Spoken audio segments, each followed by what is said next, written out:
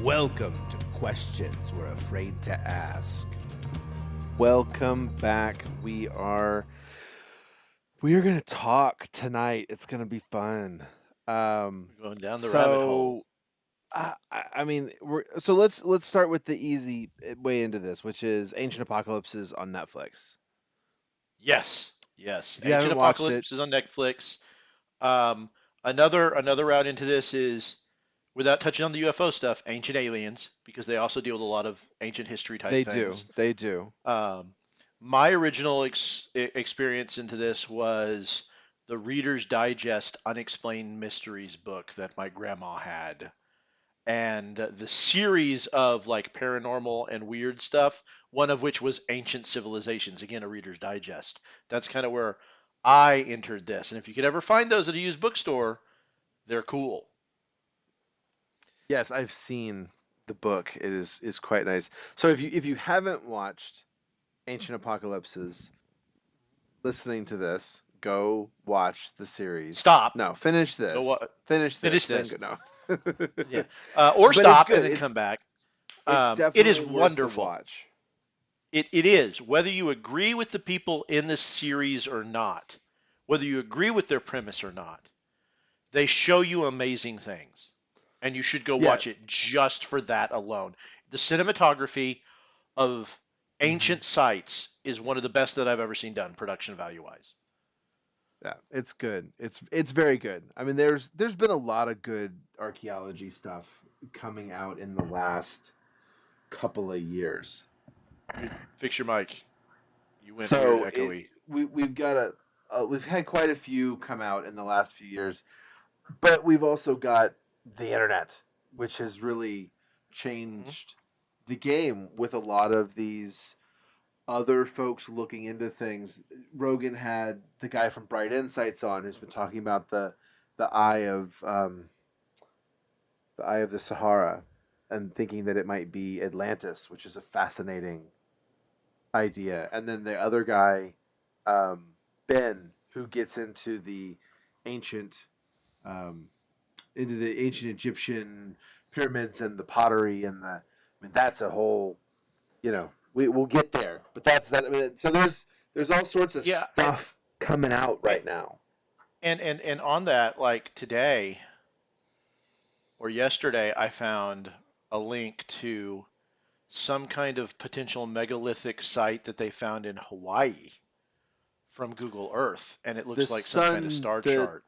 The star chart, yeah. Some kind of star chart, and basically what it was two guys who saw something on Google Earth, and then went driving around Hawaii to try and figure out where it was, and then got drone footage of it, and it's there. I mean, and you can't see it from the ground on that part of Hawaii because it's not near any mountains or anything, which is, it's very reminiscent of the Nazca lines, how they were accidentally discovered when someone flew over them in an airplane. They just found, recently, found another 40 or 50 or something of them. They're using LiDAR, which I need to buy myself a drone with a LiDAR, get all that gear so we can, there's got to be stuff under the ground everywhere, I'm sure. Yeah. So Japanese archaeologists spot more than 150 new Nazca lines. Yes. Yeah. Yes, it's crazy, and it just they just found. I mean, so they talk about in ancient apocalypses Göbekli Tepe, which so let's take a step back here. The current school textbook incorrect theory is that civilization began 6,000 years ago in Period. Sumer in that sort of time frame. Yeah. The story that we all know.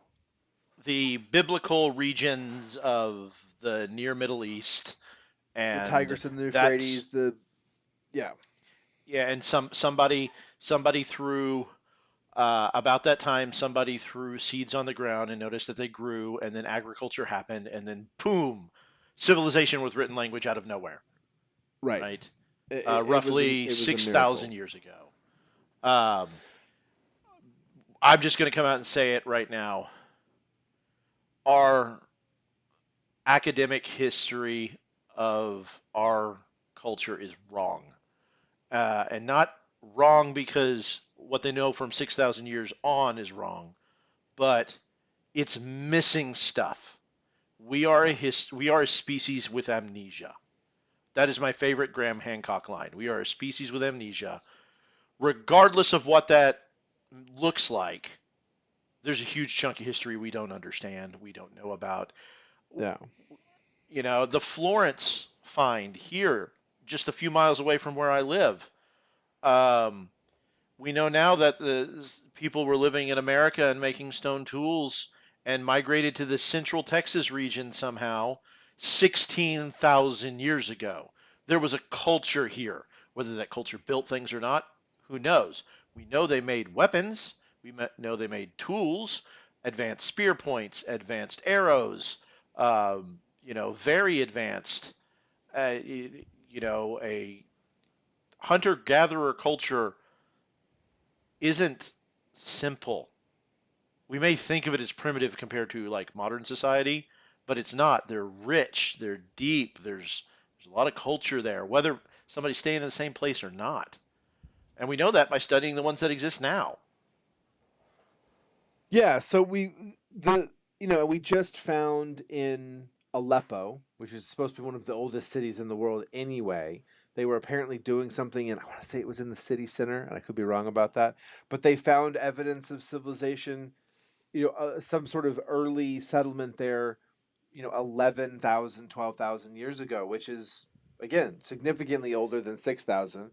And then we've got Göbekli Tepe, which was intentionally covered up 11,000 years ago. That doesn't mean it was built 11,000 years ago. It was backfilled in completely and covered up. Yeah. And let's talk about that for a minute. That is mind-blowing. So however long it took for them to build these amazing megalith structures, which a lot of people don't realize they're not carved into, they're reverse carved. So the animals and the pictures and stuff stick out of the stone, which is even harder to do than digging Right, into because what the you're stone. doing is you're carving away what you don't want on there. So, like the statue of David, they carved everything off the outside of it. Now, you're putting it on a pillar, you got to carve away what you don't want. Not carving into it like carving into a tree. You got to carve around the outside, and if you mess up, that's the whole pillar. And these were not The simple. Yeah, the best modern analogy I have for that is those people who use chainsaws and take a trunk of a tree and whittle it down into a shape, right? Yeah. Instead of carving a bird shape into the trunk of a tree, Yeah. right? There you go. And then they build all these, and we know there's multiple sites that they haven't excavated. So the one site we've got is Göbekli Tepe. They've uncovered what they think is about 10% of it. What they've uncovered is already, I think, 2 or 3 times larger than Stonehenge, just in space, let alone complexity. It's way more complex. And they've only uncovered 10% of it. Again, all backfilled by hand, I assume, big hills. Well, But then we're gonna they've found 6 or 7 other ones in the other tepes in the area that all have the same. They've all got stuff underneath them too. So, did they all get backfilled 11? We don't know that yet, but yeah, because they're not excavating a lot of them, right? They're doing a lot of stuff with ground penetrating radar and things like that, which I understand. One, it's not the most stable area, right? And they're we in don't want something to happen to Eastern that, Turkey. like happened to the Georgia Guidestones, where somebody comes through and accidentally blows up a monument type thing. We don't want that to happen. And it's old, so if you see pictures of it, you'll notice they're reinforcing some of these megaliths with, wood bracing and things like that to preserve it. But they're being very methodical about it. But let's just talk about the fact that a culture decided this is important enough. We're going to bury it. We're going to bury all this work. It's like if we buried the Astrodome to protect it. Well, did they bury it to protect it? Did they bury it? We don't know. What I'm were they making an protecting assumption. it from? Why did yeah, I know. I mean, just we don't want to make that leap. We don't even know what it is. That's right. fair. We know it's there, but we really don't know what it is. I wonder if it's maybe it's like some big calendar, some sort of. I mean, in Apocalypse, Hancock talks a lot about how a lot of these different things they're all aligned with the stars and and Yes. the um, the equinoxes, which gets into the crazy complexity of the Great Pyramid. And that thing is perfectly aligned to true north, and it's got the weird, so that it's not four sides to the pyramid. It's eight sides. It's not actually a pyramid. Each regular of the four sides is actually slightly convex, so it's in a little bit, so that, and I'm going to get the day wrong. I don't know. I think it's the equinox or the solstice or one of the important days. The sun will actually, when it comes up, only light half of it for a second. So it'll light, one side will be lit and one side will be dark, and then the other side will just immediately like flash up with light. It's this crazy thing that happens. But Well, and on the Great Pyramid, there have been some studies done because it looks a lot like the stars in the Belt of Orion, but it doesn't line up. the But if you run it complex, back, yeah, the three pyramid complex there.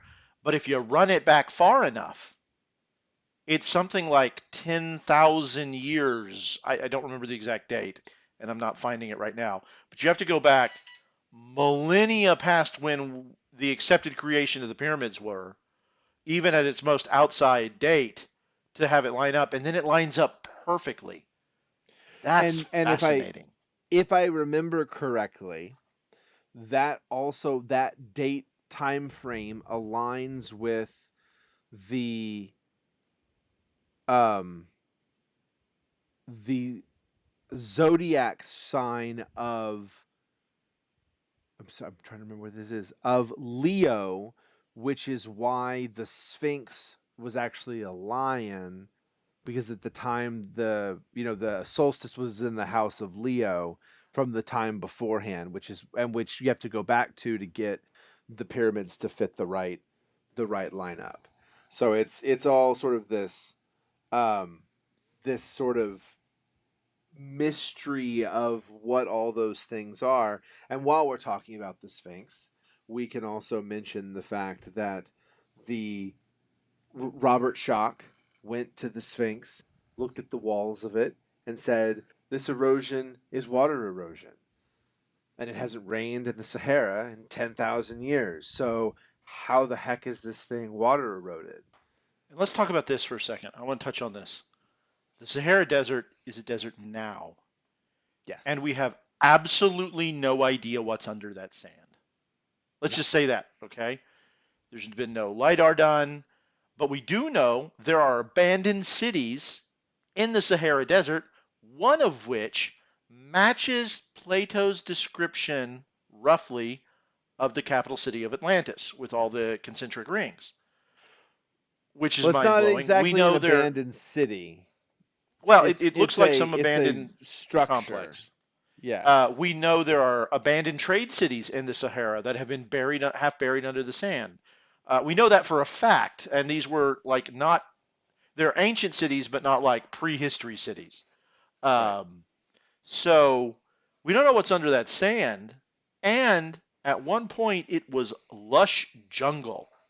So people could have very well been living there. And we know cities Absolutely. get buried under the jungle because they're finding them in the Amazon with LIDAR. Yeah, Graham Hancock was on Russell Brand this past week, which I listened to. It was a great episode. You got to go over to Rumble to catch him though. But it was really good, and Russell was sort of asking the question of, like, if he was sort of making the joke of, if somebody, he said, what's the big thing that we should be putting money towards? And Graham goes, well, I've had plenty of billionaires or whatever come up to me at a party and say, like, I've got a bunch of money and I want to, like, what should we do? And he's like, we should LiDAR the Amazon. And they're like, nah, that's not fun enough. And they don't want to do it. And so he Yeah. was saying, like, the big things that we need to do are LiDAR the Amazon. We need to be paying attention to the Sahara. And then his other one was underwater. Because Yeah. if you get into that idea of what we're talking about, which is we've got an ancient history that we've forgotten. The bump on the head is the Younger Dryas, and during the Younger Dryas, we had Meltwater Pulse 1b, and we had a 40-foot sea rise that we just don't take into account when we look for stuff. And I want to talk a minute about how easy it is to lose the history, even in non-ancient times. So the Spanish came over and conquered the people who lived in what is now Mexico and Guatemala, mostly through plague. But one of the things that they did was burn every record they could get their hand on, right? Because it was not Christian, so it was the devil's work, so they burned it. And then as those populations died out, the jungle came in and took over a lot of the cities. And I have been to the Yucatan, and I have been to one of the ancient cities. I've been to a couple of them to visit, and I'm forgetting which one it is. It's not the super famous one with the serpent pyramid, but it has a pyramid where it's the highest point in the Yucatan Peninsula. Because a lot of people don't realize this, the Yucatan Peninsula is flat. There are no natural hills or mountains there. It's completely flat. And when I went, you could still climb the pyramid, and I went to the top of the pyramid. And as far as I could see out to the horizon, 360 degrees were what looked like large hills around. And the person who was giving us the tour said every one of those little mountains and hills that you see is a pyramid completely covered by vegetation. And there were literally hundreds of them. And this was one of the quote unquote lost cities that had been rediscovered. And we're talking in the last 1,500 years now, right? Yeah, Um, it's and there's a there ha- for there for as much stuff as there is in the Amazon, for as many structures as there are, and I know we've lost a lot of that history, and I think it's some of it may have been ignored just because there couldn't have been anyone there before the last ice age. That's what we decided, so we're going to yes, ignore everything yes. else idea. But like, there's so much stuff there that to say that there wasn't someone there before, it doesn't make any sense. And now we find tools. So we find tools from 12,000 years ago. That means that's pre-Younger Dryas, which means there were people in North America. There's got to be people in South America. So North America gets Yeah. wiped out by Randall Carlson's flood, and South America keeps on chugging, probably not doing well. Since there's Well, we don't know. I mean, yeah. we know right now there are tribes in the Amazon that have not been contacted by modern man. We know that for a fact, Yes. you know. Um, There may be tribes in other places that we don't even realize are there. absolutely. Northern Alberta, somewhere up in Canada, there could be some crazy, Inuit tribe that's hidden away Siberia, in the. Yeah, who knows? Siberia is so big. It is so big. There could be remnant populations. It's a term I really like. Remnant populations um, that Every exist. time you say Uh, Siberia, I'm gonna say bring back the woolly mammoths, and we'll there we get into go. rewilding later. But I'm gonna say it again. Let's bring back the woolly mammoths. Bring back the woolly mammoths. Um, China is massive. China is Mm-hmm. massive. And there's cultures, modern cultures that most of us don't know about. Like, most Americans know Vietnam exists. I'm going to use this example. We know Vietnam exists. We know there's the Vietnamese people. But a lot of people don't realize that there was another culture, a completely separate culture in Vietnam, the mountain people of Vietnam. I'm blanking on the name of the people, but they fought the traditional Vietnamese people and had for centuries. Uh, You looking it up? yeah, I'm pulling up Yeah. Well, I'm gonna sidebar you here for a second. Go. the Montagnards. It's hard to the Montagnards. Montagnards. ARDS, the Montagnards, Hill Tribe people from Vietnam. And they were one of our biggest allies because they have been fighting an internal, basically civil war between the lowlands and the mountains for centuries. Yeah. Well, and you brought up China, and I'm gonna side rail, go back to ancient civilizations. They got pyramids all over China, but nobody's looking at them because they don't want them Well, to, but The whatever. Chinese government, as it is now, doesn't want to look at that, won't let anybody in to research it. And let's talk about China. How far back in written history does Chinese history go? I mean, we're so Western focused, we forget that the Chinese people have had a written history for something like 6,000 years. Well, Um, let's just remember that if the written history that we have doesn't match, then we just ignore it and pretend that it's fantasy. Because the ancient yeah, Egyptians have king lists that go back 30,000 years and talk about rulers that lived for thousands of years, and and I've looked into them a little bit. I'm not well versed in it, but like it's this guy went and this guy went and this guy went and this guy went, and then there was a really big flood and everybody died. And then this was the new king, and I was like, "Oh, that's a little weird." And then it all sort of lines up, and we just go back to the last one that we can find evidence of and go, this is where the truth starts, and all the yeah. rest of it's fake. And it's like, An- what does that make another sense? another contemporary example of that is the Old Testament. Yeah. At some point when you start reading the Old Testament, at some point they start treating those books as history, like academics treat it as history. Like, okay, now we reached the point where it's not myth anymore, and these people actually lived, and these things happened, right? Again, with like genealogies and kings lists and things like that. Right. Um, and a lot of it ties into like history of Rome, right? And how far back the Roman written histories go. Again, we're so Western centric with Hmm. this. Um, and we don't even know what we don't know because the Library of Alexandria burned to the ground, amongst I many others. I don't remember whose YouTube video I watched it on. I'll have to Hmm. find it again sometime. But it was like a 2-minute video of a 5,000 year span of just like 40 libraries being burned. It was like this one burned down, but don't worry, they moved 40,000 books to this library, which they then burned that one down. But they saved 2,000 books from that one, they moved them to this library, and then they burned that one down. And it was just like. Which that brings me back to Graham Hancock and the Ancient Apocalypse and some of the stuff that's in his books, and they touch on it in the Ancient Apocalypse series, where they talk about some of these what is it, the Rary Priest map, or am I saying that wrong? The Piri Uh, Reis map. the Piri Reis map, thank you, the Piri Reis map, which has Antarctica fairly accurately drawn without ice on it, without the ice sheet, and it was drawn referencing quote unquote ancient maps.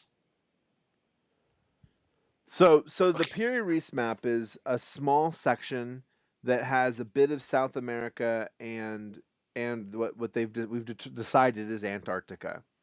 There's a couple fascinating things about the Piri Reis map. One is, like you said, it shows Antarctica with no ice on it, which they couldn't even accurately figure that out until I want to say like the mid '80s It was when the the 60s or the Navy. 70s Maybe with it was like okay. satellite Maybe imagery. it Yeah, it was was the sometime Navy. during the Cold War. They figured it out Okay. because of like spy satellites and stuff and radar imaging and things like that. But Yeah. still, the 1960s, the Navy was, I guess it was, they did some surveys, they figured it out, Hmm. they confirmed it and said, yeah, this is what this looks like. So let's put all that aside. They were able to do it without all of that. The crazier thing is the longitude is right before they had longitude. So that's one of Yes. the really fascinating things. We didn't have longitude until, what is it, like Cook's second voyage or something like that. It's like the 1700s, I want to say, or the 1600s.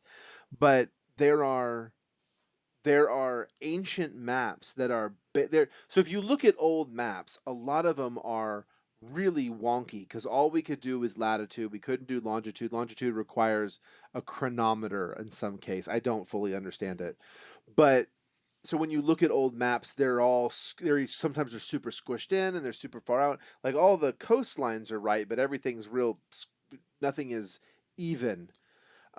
It's hard to make it even. A lot of these ancient maps that are based on ancient maps somehow have great longitude and latitude. They shouldn't have it, which just doesn't make any sense. Yeah, I'm looking it up. I was trying to look it up. They're saying the third century BC, but that's not right. I mean, that's when For the concept was invented for yeah, longitude, and I was trying to look up latitude. Uh, yeah, I mean, it required a stable timekeeping, a stable clock. It required effectively a modern 1700s. clock. Yeah, and I remember it was a big deal in England to try, and there was a very large monetary prize to be awarded to a chronometer that could keep time as you traveled, so Yeah, you could it was a big properly deal. measure it. Yeah, Well, let's shift from chronometers right over to the Antikythera mechanism, which is the you wildest mean and craziest thing. you mean the thing they found on the bottom of the ocean, encrusted in like coral, and when they X-rayed it, had more precision gears than they could make at the time they examined it.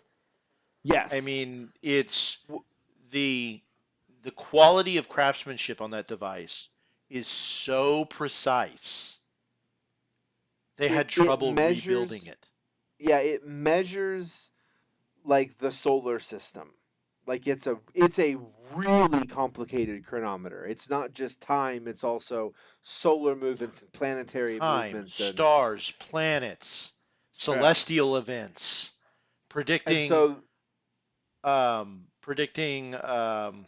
when the moon goes in front of the sun, eclipses, yeah, and things like that. It just they and sent it just the over sheer to number of gears. some watchmakers. I can't remember which ones. One of those really fancy Swiss, ones that you. No, it's some kind not of the Swiss. Swiss. Well, maybe it Wasn't is. It's Swiss. the Peugeot, or I think It's it's just Northern European yes. high-end The super one when watchmaker you hear people. the name, you just know you can't afford it. One of those watches. Yes, But yes. they took a look at it and were talking about how the gears were uneven numbers. They're like it's 218 pegs, and they're like that makes it way harder because it doesn't Yeah. divide out evenly across the thing. And then they would say that some of them they would notice that there would be bigger gaps and smaller gaps to account for like stops. And then the thing that really got me is it was this solves problems in a way that we've never solved this problem before. Yeah, it's Like unique. It's completely it outside the was box.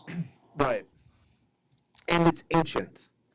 And we found it because it had fallen off a ship or was part of a shipwreck. It was a shipwreck, yeah. And I want to bring up this. Well, some people are going to say, when I've talked to them, they're like, well, where is all the other stuff? Like, it was all metal. They melted it down at some point to make swords. Well, A we lot of live in stuff a was society pillaged. where we throw things away. We Yeah, need to nothing was thrown remember away that back then.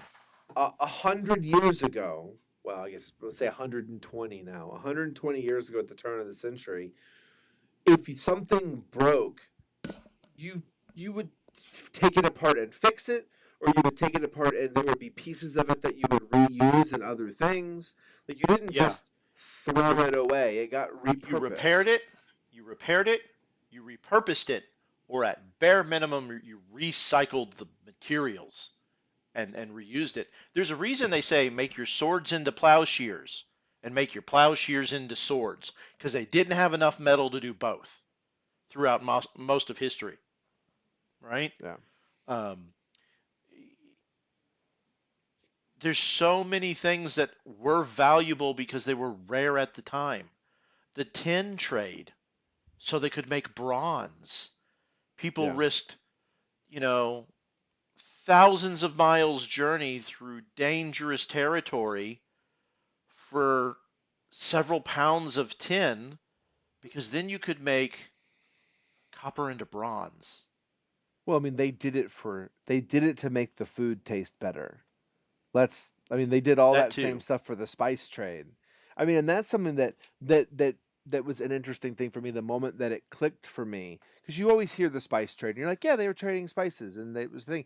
Like, and if you really stop and take a moment, like, the spice trade was, the food tastes terrible, and this is And it spoils.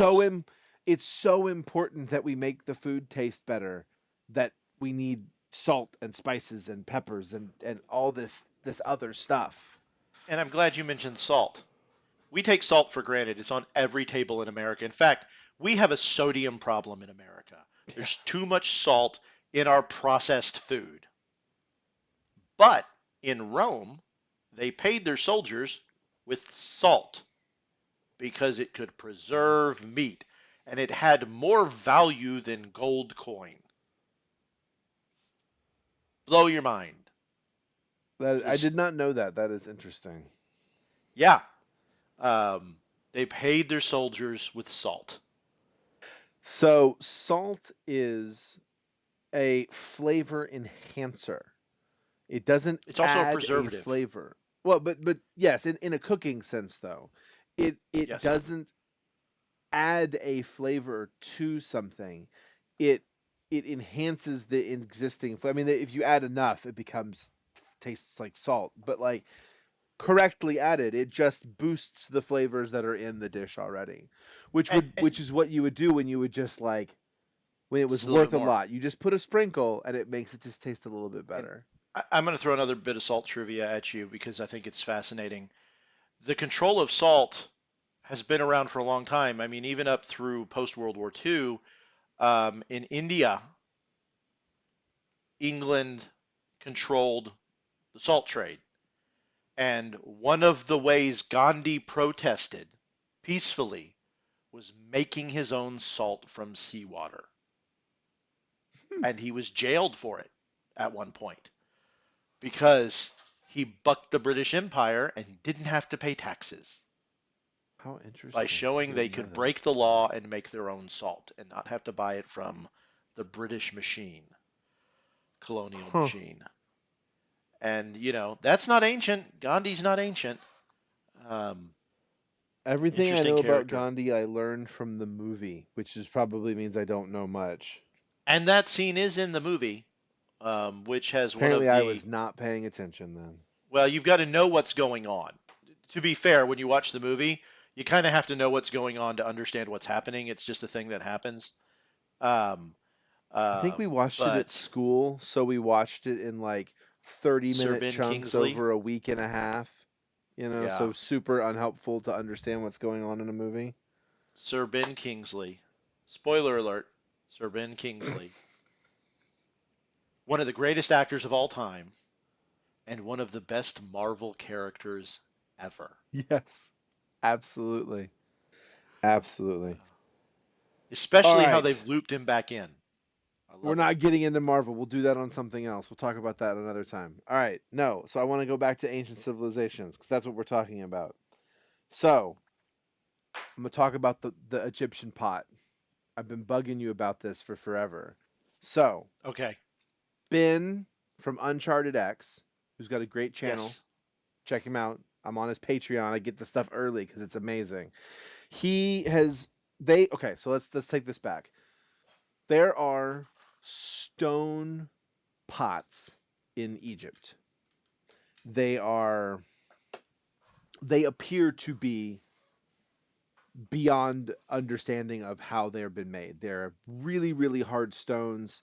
So there's like the Mohs scale. Diamonds are 9. Sand stuff's way down at the bottom. These are things like 8s and 9s. They're up at like the strength of iron, like really hard stone. Yeah, you almost need a diamond to carve into it. Right. And the other thing they talk about, which is I didn't realize this, that really really hard stone actually has lots of, it's their aggregates. They've got other things Hmm. in them. And when Like you get granite. the Right. And when you get the really good granite, it's got the big chunks in it. And you see those on like when you're looking at the top of a kitchen top or whatever. Well, apparently when you're carving those can shatter if they're not done correctly. It's hard to carve them that way. And so all these pots, they found 4,000 of them under the first dynasty tomb of Djoser, which is ancient, and they attribute them to someone. They say they came from someone before. He just collected them. They found them in burial sites up to, I want to say, 12, 15,000 years old. So they're ancient pots. They got their Yeah, hands on one from a private. pre-Egyptian dynasty pots almost. Yeah, super. Well, I mean, potentially 10 to 15,000 year old stuff. Like really, way before things that we're supposed to know. Yes. To think that people were around. So they got their hands on this one of these pots through a private collector, and they're out there in the world. He got one, and he gave it to them to put into a laser detection. I mean, they use these things for like jet turbine blades to make sure they're flat and straight. So it's got all these points of light, and it creates a computer structure that they can then lay shapes on top of. And I'm not going to get into more than that because you need visuals to understand this. Super But high-end laser scanners that make 3D models. yeah, but what they were able to pull off of this was levels of perfection that are perfectly flat, perfect 90 degrees to the precision of the half the width of a human hair. Just and then somebody's gone in and laid multiple circles and triangles and done math on top of it, and pi starts popping out and golden ratio starts popping out, and don't even I mean, that's crazy on its own right, but just the fact that the top is perfectly flat and it's perfectly 90 degrees to a perfect circle. I mean, you've already convinced me It that was this is so machine technical. made. It was amazing. It was so technical, I couldn't finish watching it. And I won't say that I understand it completely, but I know enough math to read it to go, this just shouldn't happen by chance. Like Shouldn't this happen by chance. this And the had to be precision.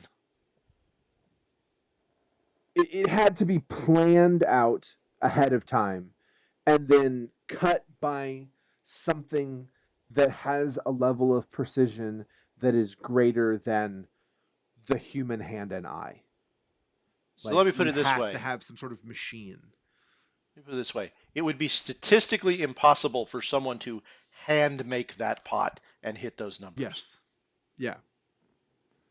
Yeah. I mean, well, and then because they talk about things got weird center points. I mean, it's just bananas how complicated these are.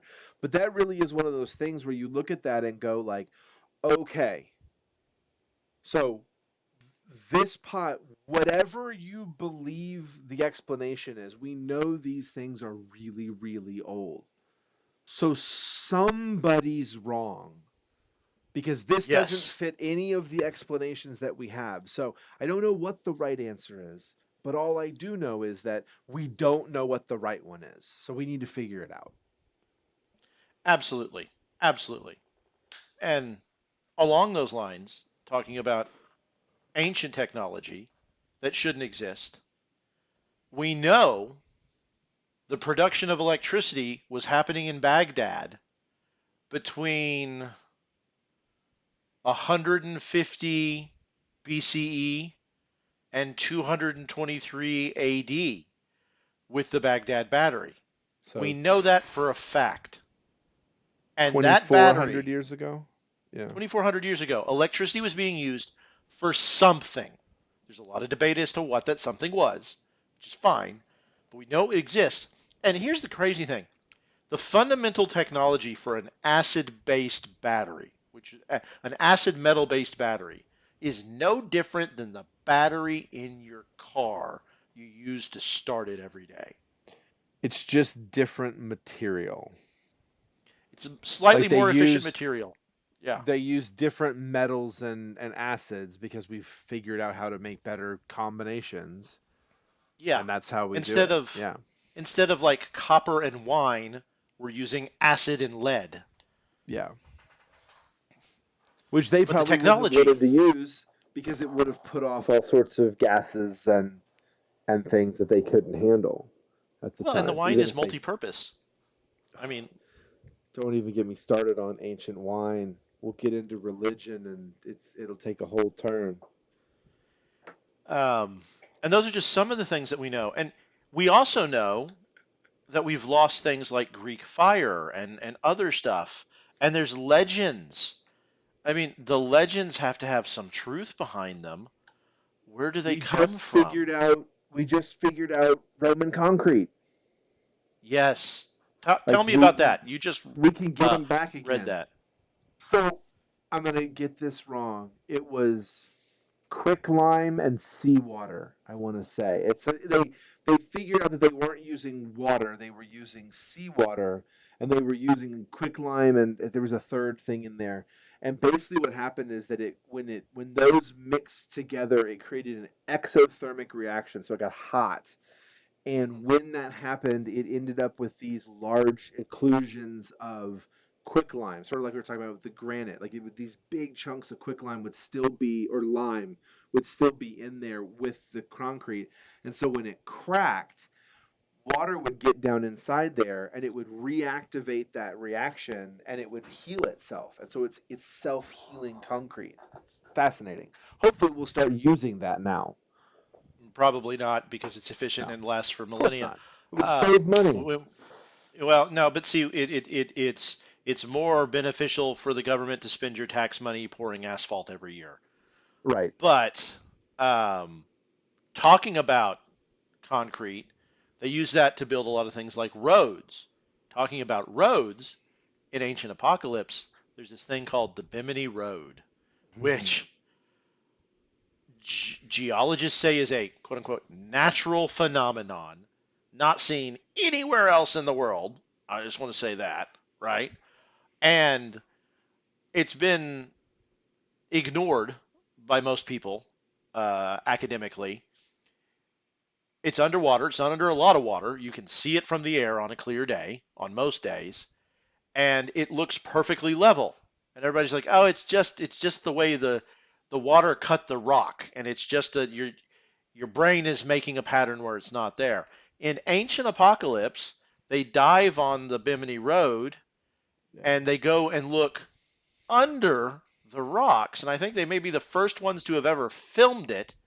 And the reason it's level is there's small rocks propping it up to make it perfectly level on the bedrock. So these rocks are floated with other rocks over the seabed. That Yeah. is not a naturally occurring thing. I No. don't care what you say. I'm going to argue with a geologist, even though I don't have a degree. Somebody built that. And we Yeah. know that area was not underwater during the last ice age. We know for a Well, fact it was exposed to land. and so let's tie this back up here. Let's tie this back up together because the Bimini Road is on the Piri Reis map. So Yes. it's on there. So that same map with ancient Antarctica at the bottom also has this little mark right where the Bimini Road is with these little stones that put out the road. So, uh, you know, So, what this all boils down to is we don't really know what was there, but there's enough evidence that something was there. and we need to be Something was there. looking. We need We to need to ask look. questions. Absolutely. And to be fair, a lot of the places we need to look, there's a lot of war going on, makes it hard to look.